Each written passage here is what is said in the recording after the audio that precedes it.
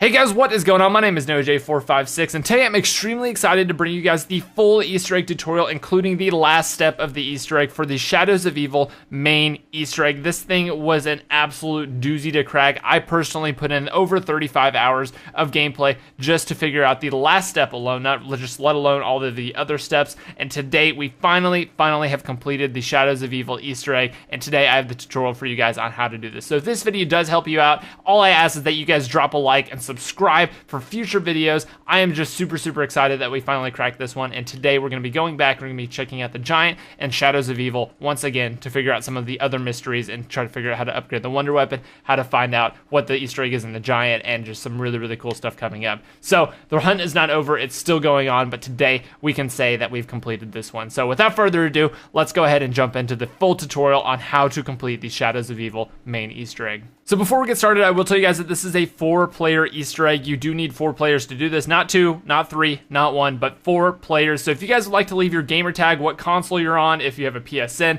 what console you're on, and your gamer tag /PSN in the comment section down below, you guys are more than welcome to do that to try to find some people to party up with and be able to play with and be able to complete this with, because it really is worth it to do it for yourself, and the challenges and everything are really cool to finally complete as a team. So the first step to completing this Easter egg is opening up the Pack-a-Punch. Now, if you do not know how to open up the Pack-a-Punch, I assume most of you do by now, but if you do not, it will be in the description down below along with all of the other things that you need to complete this Easter egg. You will need to open up the Pack-a-Punch, and in order to do this, you will need to do all of the Pack-a-Punch rituals in each of the 4 locations, and I have that detailed down below in the description in that video. Very in-depth, over a 10-minute video. If you guys have any questions about opening up the Pack-a-Punch, that is the video to go to, and that will explain it completely. So the second step is to get your sword. Now again, this is very easy if you know what to do, but if you do not know what to do, it is in the description down below. But again, a quick refresher, all you need to do is ride the different trains, find out what your symbols are, unlock the sword area, grab your egg, and charge it at the 4 different relics around the map. And once you have done that, make your way back, grab your sword, and you are on to the third step, which is upgrading your sword. Once again, if you do not know how to do this, I assume almost all of you guys do by now, but if you do not know how to do this, there's a tutorial down below. Very in-depth, but again, a quick refresher, you just need to go ahead, go to your character's ritual site, grab the egg that's there, and then each one of the 4 rounds, you need to upgrade your sword and do the different Arch Ovum ritual, or the blood ritual that is on the ground, spawn in the 2 different Margwas, take them out, and once you've done all 4 of these, go back to your character's ritual site, give him the sword back, and then grab the sword that is now the reborn sword, and you will be good to go to move on to the next step. Now, once all 4 players in your game have the upgraded swords, what you need to do is make your way over to the Magician's Library. There will be a book on the ground which you will hold X on. A book will raise up into the sky, and once this book raises up into the sky, you are good to go to move on to the next step, which is charging up the different gatekeepers to kill the Shadow Man. So the second to last step is to kill the Shadow Man. Now again, I have a detailed guide on how to do this because most of you guys already know what to do. I'm going to be spending most of this guide telling you how to complete the final step of the Easter egg and how that one works. But if you do not know how to kill the Shadow Man, it's very easy. All you need to do is go down after you activate the book, grab the flag, take it to 2 different spark charge areas once per round, and then go ahead and take it to the gatekeeper. Fill up your gatekeeper, and once you do that 4 times, the Shadow Man will be ready to be killed. You make your way down to the Pack-a-Punch area, activate all 4 of your keepers, go ahead, do the Shadow Man fight, kill the Shadow Man, trap him in the summoning orb by shooting him around the map, and then trapping him in the orb in the back. And once you've trapped him in that orb in the back, he will be dead. He will be good to go to move on to the next step, which automatically activates after you kill the Shadow Man when the giant gateworm spawns in. So let me make a quick note in saying that this is where it changes if you're doing it with 3 or less people. So if you're doing it with 3 people, 2 people, or 1 person, this is the last thing you can do. That is the end of the Easter egg for you. However, if you're playing with 4 people, this is what happens right here. It kills the Shadow Man and a giant gateworm spawns. And this is what starts the next fight. This is why you need 4 people. If you don't have 4 people, this won't happen and you will not get to this kind of special gateworm fight. And that is the next step. So let's go ahead and get into how to beat that fight.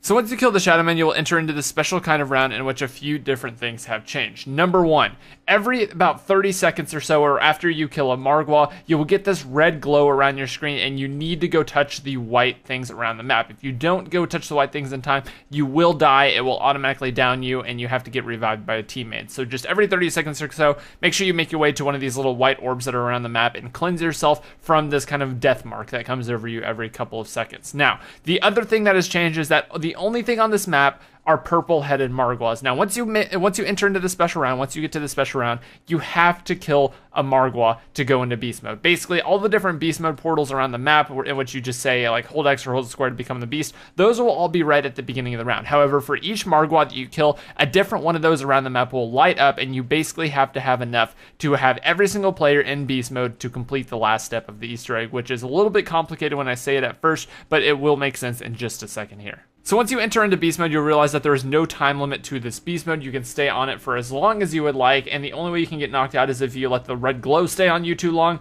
or you let too many Margwas hit you, because they will just slowly chip away at your bar. And once it goes back down to 0, you'll have to kill another one to open up another portal and turn back into the beast again. But as you can see, in the middle of the map, there are 3 different gatekeepers, which you can shock, and also a giant worm in the middle. Basically, this step can be done in about 30 seconds after you complete the step before it. It's super, super easy. It just requires a little bit of team coordination and a couple different people having a couple different jobs, which I will explain to you now. So before we get started, I'm going to go ahead and show you guys how to shock the train tracks to turn them blue. In each one of the 3 different train stop locations, there is a little box on the top part of the train station, which when shocked in beast mode will turn the train tracks blue. And this is how you turn on the train tracks. That is what I'm talking about whenever I'm going to be explaining the sequence and how exactly you do this. And this is the setup right here. It looks kind of ridiculous. It's kind of my own little drawing, but honestly, this is the easiest way to explain.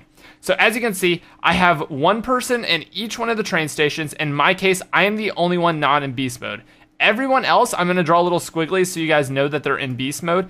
Everyone else is in beast mode. So there's one person in the very middle of the map with the 3 different wizards, and everyone else is in beast mode with the train's track. So it doesn't matter which station you're in, but the person who is not in beast mode, which in this case is me, I'm over here not in beast mode, needs to be the person who doesn't have the train. So as you can see, the train is at one of the other 2 stations. I am not in beast mode. I'm the only one not in beast mode, and I'm the one who is at that train station. So what you need to do is do things in a couple different orders. First off, number 1 here is to do the train. What you need to do is go ahead and grab the train, activate the train, and send it going around the map. So the train is over here.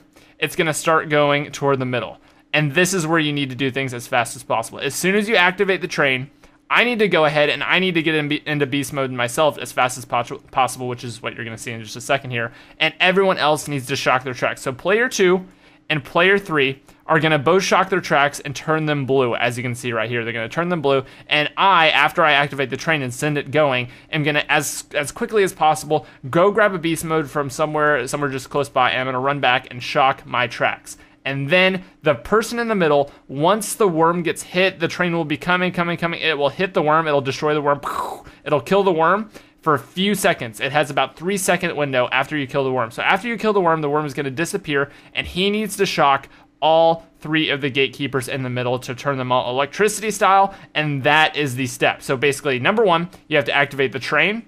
Number 2, you have to all shock the tracks. You have to turn the entire track system blue from each and every location. You have to hit the worm with the train. Wait till the worm is hit with the train, and then you're going to shock all the wizards in the middle of the train and complete the Easter egg. Basically, if the tracks are blue, the worm is gone, and all 3 wizards are lit up all at the same time. That is the final step, and this is what happens right here. As you can see, it will shoot a beam of energy into the sky. If you want to see the full cutscene without me talking over it, go ahead. First link in the description down below, but that is the Easter egg. Hopefully my ridiculous drawing helped a little bit, but that is how you complete the Easter egg. So let me go ahead and show you guys what that looked like in real time, just so you can have an actual gameplay representation of this. This is where I'm telling all my teammates to get into position. There's one person in the middle, one person at the other 2 train tracks. As you can see, the train is not here. So I'm going to go ahead and I'm going to run up and I'm going to call the train. So the train is now on the way. I'm going to run down, grab the nearest beast mode, make sure you have one very close by. I'm going to run up, shock my tracks to turn them blue, and I'm going to run middle, and as soon as the train hits the worm has disappeared. The person in the middle is now shocking all the wizards. All the wizards are activated, and as you can see, that is the Easter egg been completed right there, and that is how you get the cutscene. So I personally have spent 30 plus hours looking for this final step. Just shout out to everyone who has helped with this Easter egg. Everyone. Shout out to Admiral for completing this first. Congratulations to him. And this was just an awesome team effort, and I just absolutely loved every step of the way completing this Easter egg. It's been a huge grind, but I absolutely loved every second of it, and I cannot wait